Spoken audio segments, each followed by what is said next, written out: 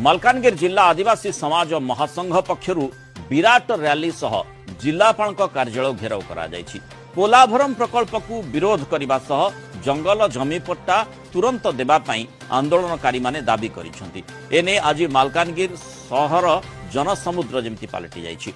जंगल अधिकार आईन 2006 अनुजाई व्यक्तिगत जंगल अधिकार एवं गोष्ठीगत जंगल संबल अधिकार को स्वीकृति एवं साब्यस्त करने अनुसूचित जनजाति मानकर सुरक्षा दाबी पत्र उल्लेख रही।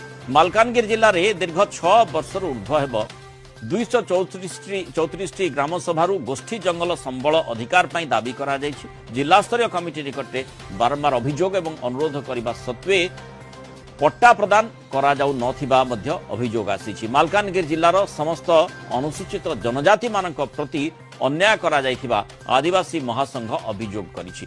खूब शीघ्र गोष्ठी जंगल संबल अधिकार एवं व्यक्तिगत अधिकार पट्टा बंटन प्रक्रिया को त्वरान्वित करने को सेमाने दाबी करुछंती। सेथि पई बहु संख्या रे आदिवासी एकाठी होइछंती।